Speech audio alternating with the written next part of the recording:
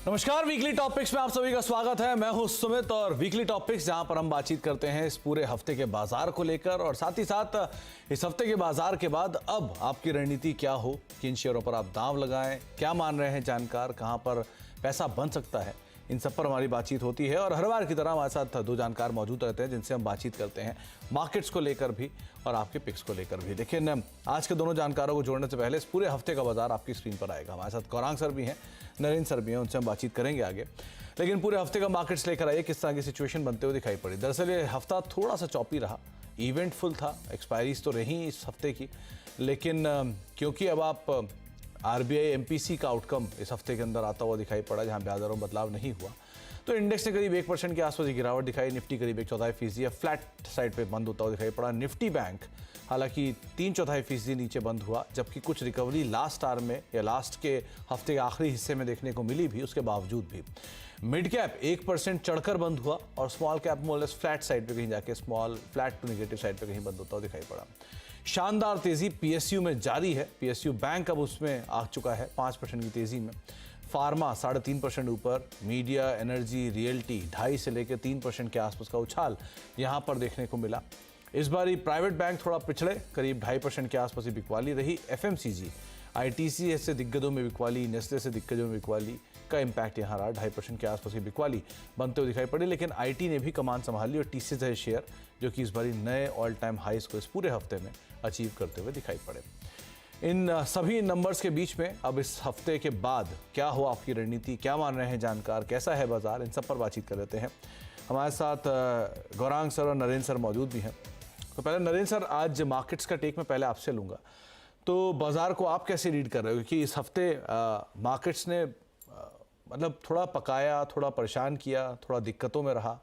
PSU में तो कोई दिक्कत ही नहीं हो रही, वहाँ तो सब कुछ सही चल रहा है, लेकिन अदरवाइज बाजार के अंदर आपको बहुत स्ट्रेस करना पड़ा, बहुत जोर लगाना पड़ा कुछ पैसा बनाने के लिए। कैसे रीड कर रहे हो आप मार्केट्स को? कैसे जा रहा है अब? क्या मतलब टफ टाइम शुरू हो गया क्या मार्केट का? जी बिल्कुल सुमित जी, आपने ठीक कहा। ये जो वीक था ये काफी इवेंटफुल वीक था। इसमें आरबीआई का पॉलिसी मीट भी था, प्लस कुछ खबरें भी ऐसी आई जो वॉलेटिलिटी प्रदान की मार्केट को। और ओवरऑल अगर हम देखेंगे तो ऑलमोस्ट सभी सेक्टर्स में कुछ ना कुछ वॉलेटिलिटी देखने को मिली। हालांकि हमने लास्ट डे जो वीक का था वो थोड़ा पॉजिटिव नोट पे बंद किया, लेकिन ओवरऑल जो वीक वाइज देखें तो काफी वॉलेटाइल है। इसमें मैं आपको एक स्टैटिस्टिक शेयर करना चाहूंगा जो फरवरी मंथ के लिए स्पेशली है। और जैसा कि आपको पता है ये वाला जो साल है वो लीप ईयर है, तो अगर आप स्टैटिस्टिकली लास्ट 20 ईयर्स को एनालाइज करें तो एवरेज ऑफ फेब मंथ का अगर जो वॉलेटिलिटी होता है वो नॉर्मली होता है 30% के आसपास। लेकिन जो लीप ईयर होता है उसमें वॉलेटिलिटी बढ़ के, मैं हाई और लो की बात करूं तो हाई और लो का जो स्प्रेड होता है वो ऑलमोस्ट 50% के आसपास होता है। तो जो दर्शाता है कि फेब मंथ वो भी खासकर लीप ईयर वाला एक हायर वॉलेटिलिटी प्रदान प्रदान करता है। हालांकि इसमें ओवरऑल जो मंथ का एंड होता है वो पॉजिटिव साइड भी पे ज्यादा रुझान रहता है। तो despite ending positive for the month, जो वॉलेटिलिटी है वो itself is very high.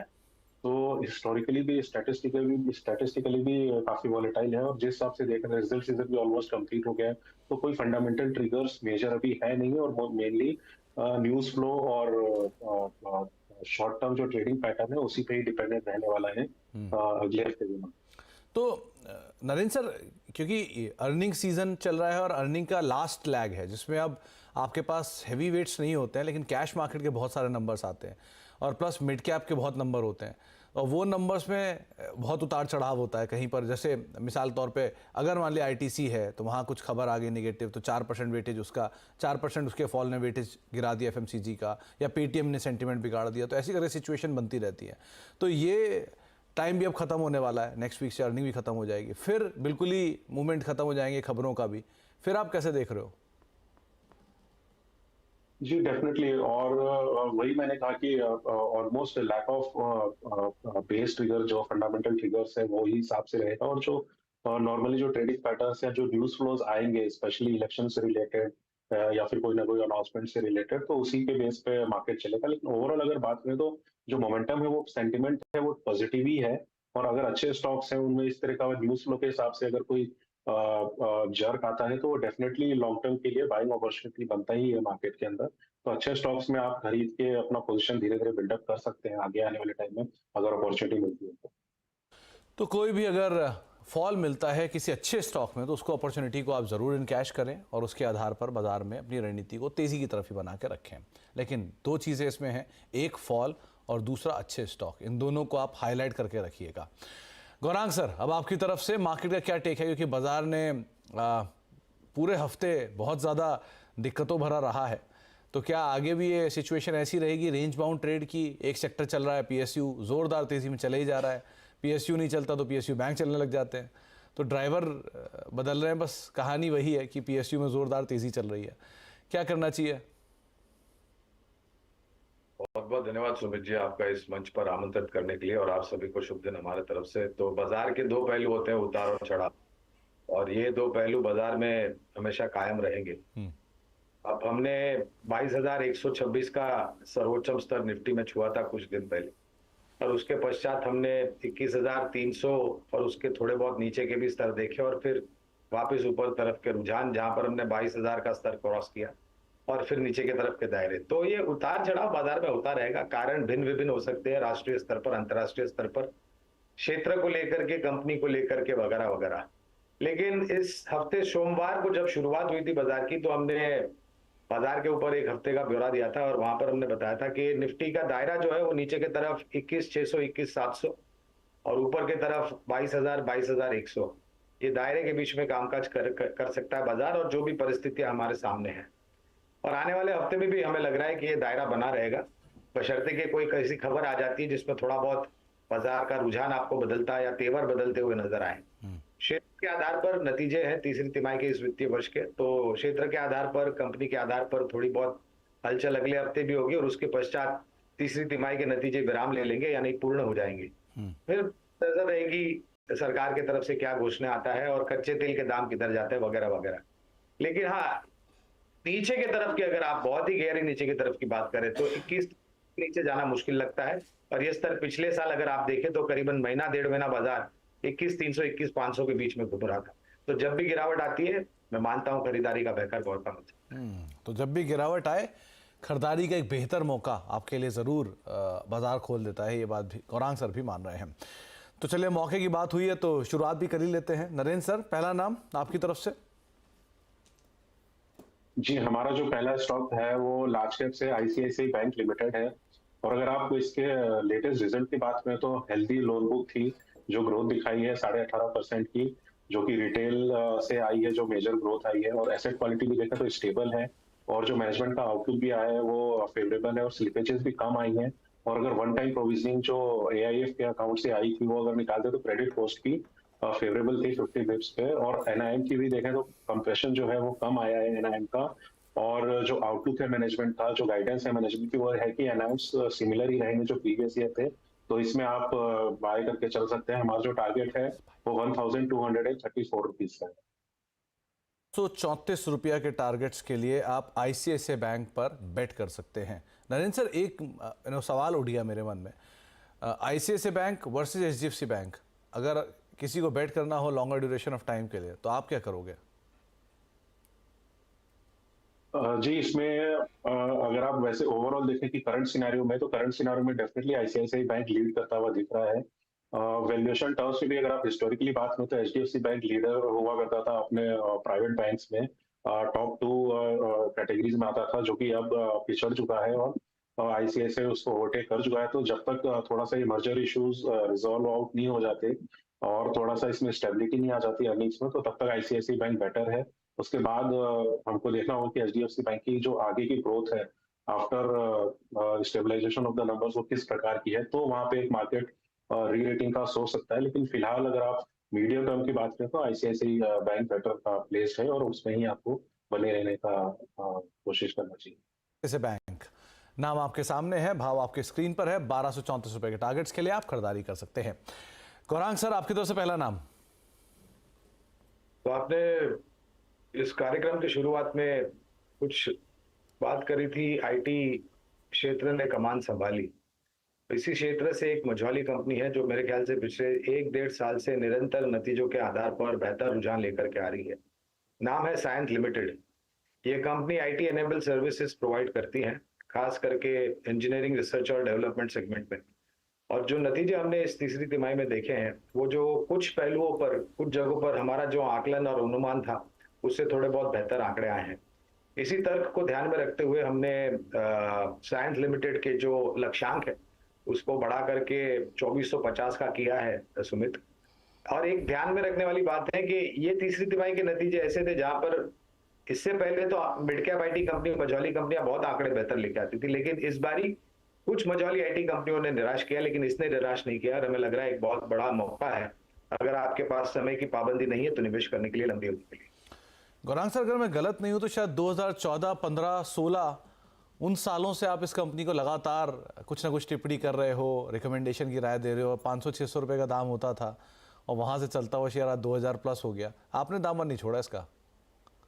Tata motor का भी ऐसा ही है सुमित, आपको याद होगा 300 दिया था, हमने साथ दिया था और आज भी साथ दे रहे हैं। साइंस लिमिटेड पर भी हमारा विश्वास इतना बुलंद और मुकम्मल है कि हमें लग रहा है कि निवेशकों को फायदा होना चाहिए जब हम किस प्रकार का मार्गदर्शन देते हैं। तो निरंतर नतीजों के आधार पर अगर कंपनी बेहतर करती है तो हम लक्ष्यांक भी ऊपर लेके जाते हैं। L&T, Tata Motors, DCB bank, Cyient, कुछ नाम ऐसे हैं जो कि गौरांग सर पता नहीं कब से, सालों हो गए, सालों गौरांग सर से सुनते हुए ये नाम, और कहाँ से कहाँ इनकी रूपरेखा बदल गई। देखते देखते भाव भी बदल गए। गौरांग सर नहीं बदले, वो वैसे के वैसे ही आज भी, लेकिन हाँ, शेयरों के दाम जरूर बदल गए उस ड्यूरेशन में। नरेंद्र सर, आपकी तरफ से दूसरा नाम? जी, हमारा दूसरा स्टॉक पिक है वो इंडस्ट्रियल सेगमेंट में है। कंपनी का नाम है कैस्ट्रॉल इंडिया लिमिटेड। और अगर इसके बिजनेस की बात करें तो कंपनी मैन्युफैक्चरिंग एंड मार्केटिंग करती है automotive and industrial lubricant and related services की।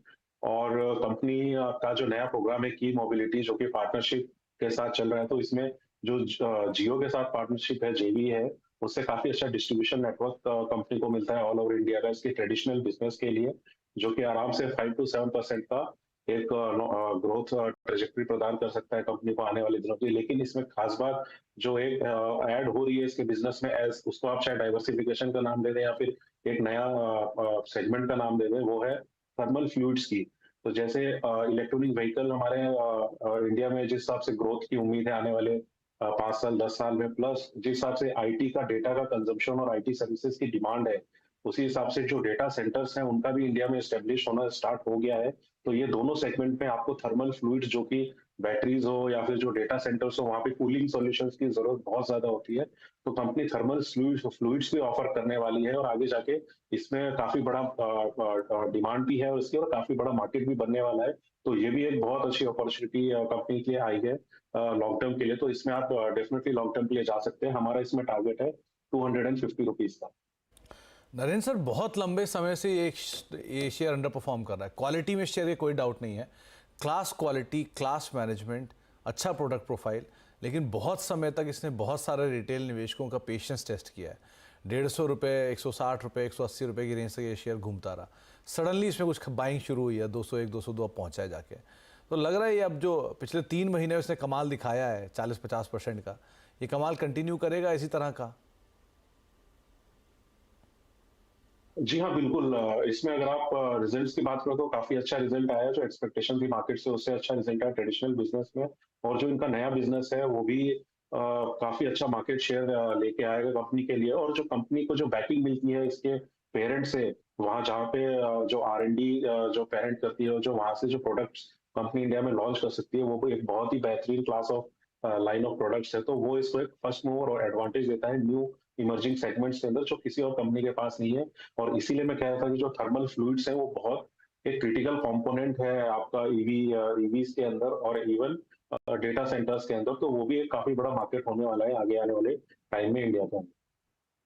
कैस्ट्रॉल इंडिया 250 रुपये के टारगेट्स के लिए आप स्टॉक को यहाँ से अच्छे अपसाइड के लिए पिक कर सकते हैं। गौरांग सर, दूसरा नाम आपकी तरफ से?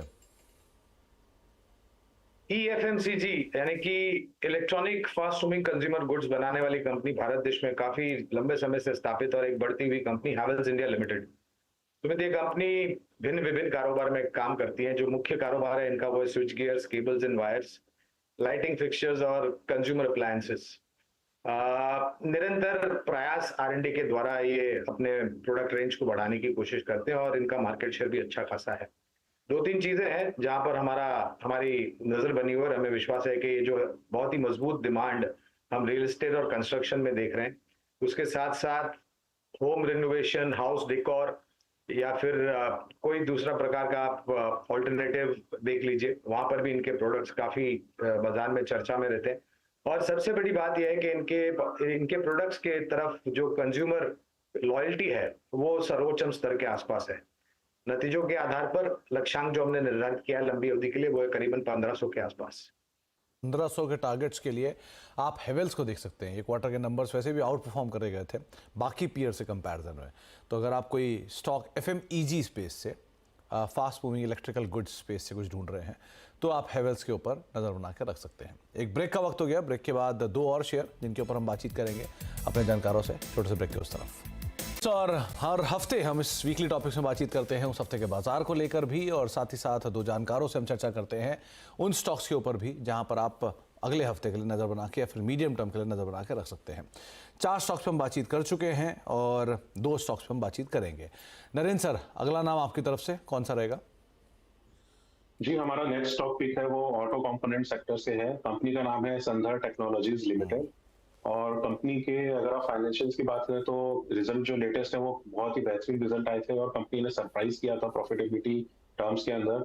और कंपनी के अगर बिजनेस प्लान की बात करें तो कंपनी ने अभी जस्ट कंप्लीट किया है 550 करोड़ रुपए के आसपास का कैपेसिटी एक्सपेंशन प्रोजेक्ट। और उसके जो नए प्लांट्स हैं जो कि उन्होंने sheet metal component, surface mounting technologies में लगाए हैं 2 प्लांट, और 2 प्लांट कास्टिंग्स के लिए लगाए हैं। उन्होंने ऑपरेशंस भी चालू कर दिया है और उनका जो अब कंट्रीब्यूशन है वो ये फाइनेंशियल ईयर से स्टार्ट हो गया है। तो ये जो नए प्लांट्स हैं इनका अगर आप रेवेन्यू पोटेंशियल दिखेंगे over a period of time around 2500 crore रुपए के आसपास का है, जो कि इसकी एग्जिस्टिंग रेवेन्यू प्रोफाइल का 70% के आसपास का है। तो आने वाले टाइम में कंपनी उस हिसाब से ग्रोथ का जो रनवे है वो बिल्कुल साफ दिखा है। प्लस जो कंपनी ने नया जो लॉक सिस्टम्स है जो जापानीज ओईएम से उनके साथ टाइप करके लॉन्च किया है वो भी मार्जिन काफी ज्यादा अच्छे मार्जिन पे है और वो भी काफी मार्जिन इंप्रूव करने में कंपनी को मदद करने वाला है। तो कंपनी का जो फोकस है वो diversification, adding new product profile with higher margins and diversification across customers plus diversification across categories. So 2 wheeler से डाइवर्सिफाई करके कंपनी पैसेंजर व्हीकल्स और ओएचवी सेगमेंट में भी कंपनी एंटर कर रही है। तो ये दोनों ही तरफ से diversification plus additional margin profile जो कंपनी का इंप्रूव हो रहा है न्यू प्रोडक्ट से, इसमें काफी अच्छा पोटेंशियल है कंपनी के अंदर फ्यूचर के अंदर। तो इसमें जो हमारा टारगेट है वो 620 रुपीज है। 620 के टारगेट्स के लिए आप संधार टेक को बेट कर सकते हैं। तीसरा नाम जो कि नरेंद्र सर की तरफ से आया है। गौरांग सर, आपकी तरफ से तीसरा नाम? तीसरा नाम भी एक कंजम्पशन थीम से ही जुड़ा हुआ है सुमित, और इसका ये भारत में स्थापित काफी लंबे समय से, सिर्फ भारत में नहीं अंतर्राष्ट्रीय स्तर पर भी इनकी मौजूदगी है, बाटा इंडिया लिमिटेड। इस कंपनी के करीबन 2100 से ज्यादा रिटेल स्टोर्स है सुमित, और ये कंपनी सबसे बड़ी फुटवेयर मैन्युफैक्चर कंपनी तो ही होगी लेकिन सबसे बड़ी रिटेलर भी है। Under performance to sideways performance जब तक हमने पिछले जो साल में देखा था बाजार का रुझान, तो इस कंपनी ने इतना कुछ परफॉर्म नहीं किया है। दिक्कतें थी, कुछ रिटेल आउटलेट्स जो योगदान नहीं दे रहे थे उनको कंसोलिडेट करके एक बड़े आउटलेट में परिवर्तन करने का प्रयास किया और काफी सक्षम रूप से जमीनी स्तर पे इन्होंने कामकाज किया और नई रणनीति लाके लेकर के आया। नए प्रोडक्ट लॉन्चेस अगर आप देखेंगे, मैं खुद गया था बाटा के स्टोर में और मैं काफी प्लेजेंटली सरप्राइज था जिस प्रकार के प्रोडक्ट्स इन्होंने सिर्फ मेंस के लिए हाई एंड कैटेगरी में नहीं लेकिन विमेन, लेडीज, गर्ल्स, बॉयज, छोटी उम्र के बच्चे सबके लिए इन्होंने नए प्रोडक्ट्स लॉन्च किए। तो समीकरण सामने रखता हूं तो हमें लग रहा है कि करीबन 1870 तक के लक्ष्य आपको लंबी अवधि में बाटा इंडिया पर दिख सकते हैं। 1870 तक के टारगेट्स के लिए आप बाटा इंडिया के ऊपर बेट कर सकते हो। गौरांग सर, एक बहुचर्चित स्टॉक इस हफ्ते रहा है वो है पेटीएम। बहुत लोगों की उसमें क्वेरी भी है, बहुत लोगों का निवेश भी है, उस पर बहुत कुछ सुनना भी चाह रहे हैं। आपका टेक क्या है उस पर? देखिए, हमारी कवरेज थी, वो तो उम्मीद है मुझे कि अब आपने निकाल ही दिया हो कवरेज से शायद बाहर, लेकिन अंडर रिव्यू चल रही है प्रयास। अच्छा अंडर रिव्यू की महत्वपूर्ण नहीं है बातें, लेकिन जो बातें उभर करके आई और खास करके क्रेडिट पॉलिसी के दौरान गवर्नर साहब दास जी ने जो टिप्पणियां करी है और अभी भी स्पष्टीकरण या फिर छवि साफ नहीं हुए सुमित, और जल्दबाजी करके किसी भी तरह का प्रयास करना इसमें मेरे ख्याल से आपघातिक हो सकता है। जब तक स्पष्टीकरण नहीं आता है और अलग अलग ब्रोकरेज हाउस जैसे हमारी ब्रोकरेज हाउस स्पष्ट रूप से निर्णायक तरीके से कोई रिकमेंडेशन बाहर नहीं निकालते हैं, तब तक जल्दबाजी नहीं करनी चाहिए। यहाँ पर आपने देखा होगा 5-10% ऊपर गया था और फिर वापस 10% नीचे और आज करीबन 6% नीचे। तो इस प्रकार के माहौल में जब तक आपके पास स्पष्टीकरण नहीं आता है और जब मामला नहीं सुलझ जाता है, तब तक उतावलापन नहीं करना चाहिए। और नरेंद्र सर, दूसरा बहुचर्चित स्टॉक जो इस हफ्ते रहा है वो है LIC। नए ऑल टाइम हाइस पर पहुंचा, 7 लाख करोड़ की मार्केट कैप, देश की चौथी सबसे बड़ी कंपनी, नंबर्स भी अच्छे। क्या करना चाहिए यहाँ पे अब? जी डेफिनेटली LIC ने काफी अच्छे रिजल्ट दिखाए और काफी जो न्यू प्रोडक्ट लॉन्चेस है उसमें भी कंपनी एग्रेसिव हुई है और इंटरनल्स भी कंपनी के काफी सुधरे हैं। हमारी इसमें कवरेज थी। फिलहाल हमारे टारगेट के ऊपर चल रहा है स्टॉक, तो अंडर रिव्यू है टारगेट हमारा। लेकिन जो लॉन्ग टर्म इन्वेस्टर्स हैं जो इसमें ऑलरेडी बने हुए हैं वो बने रह सकते हैं आगे आने वाले टाइम के लिए। अच्छा स्टॉक लग रहा है ग्रोथ के हिसाब से। तो 2 स्टॉक जिन पे सबसे ज़्यादा इस बारी चर्चा हुई, तो उस पर बात करना ज़रूरी भी था। बहुत बहुत शुक्रिया नरेंद्र सर हमारे साथ मौजूद रहने के लिए, मार्केट से बातचीत करने के लिए, शेयरों पर अपनी राय रखने के लिए। और गौरांग सर, आपका भी बहुत बहुत शुक्रिया हमारे साथ बने रहने के लिए, बाजार पर बातचीत करने के लिए और सभी शेयरों पर अपनी राय रखने के लिए। तो वीकली टॉपिक्स को अब यहीं समेटेंगे। एक ब्रेक का वक्त है और ब्रेक के उस पार भी खबरों का सिलसिला लगातार बना रहेगा।